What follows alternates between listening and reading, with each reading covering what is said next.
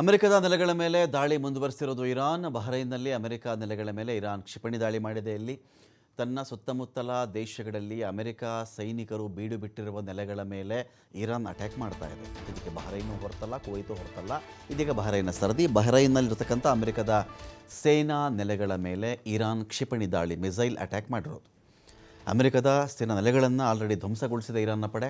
ಹಾಗಾಗಿ ಇಲ್ಲಿ ಯಾರೆಲ್ಲ ಅಮೆರಿಕಕ್ಕೆ ಆಶ್ರಯ ಕೊಟ್ಟಿದ್ದಾರೋ, ಅಮೆರಿಕದ ಸೈನ್ಯಕ್ಕೆ ಆಶ್ರಯ ಕೊಟ್ಟಿದ್ದಾರೋ ಅವ್ರು ಯಾರನ್ನೂ ಕೂಡ ನಾನು ಬಿಡಲ್ಲ ಅನ್ನೋ ಒಂದು ಮೆಸೇಜನ್ನು ಇಲ್ಲಿ ಇರಾನ್ ತುಂಬ ಸ್ಪಷ್ಟವಾಗಿ ಇಲ್ಲಿ ಕೊಡ್ತಾ ಇದೆ. ಅಲ್ಲಾಹು ಅಕ್ಬರ್, ಅಲ್ಲಾಹು ಅಕ್ಬರ್.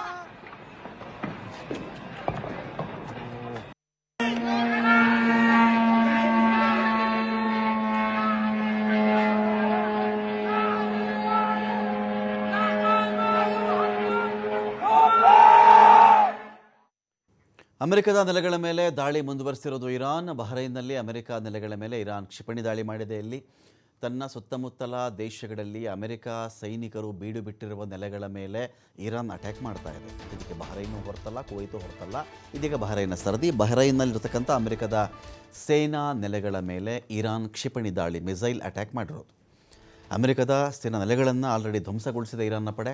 ಹಾಗಾಗಿ ಇಲ್ಲಿ ಯಾರೆಲ್ಲ ಅಮೆರಿಕಕ್ಕೆ ಆಶ್ರಯ ಕೊಟ್ಟಿದ್ದಾರೋ, ಅಮೆರಿಕದ ಸೈನ್ಯಕ್ಕೆ ಆಶ್ರಯ ಕೊಟ್ಟಿದ್ದಾರೋ ಅವ್ರು ಯಾರನ್ನೂ ಕೂಡ ನಾನು ಬಿಡಲ್ಲ ಅನ್ನೋ ಒಂದು ಮೆಸೇಜನ್ನು ಇಲ್ಲಿ ಇರಾನ್ ತುಂಬ ಸ್ಪಷ್ಟವಾಗಿ ಇಲ್ಲಿ ಕೊಡ್ತಾ ಇದೆ. ಅಲ್ಲಾಹು ಅಕ್ಬರ್, ಅಲ್ಲಾಹು ಅಕ್ಬರ್.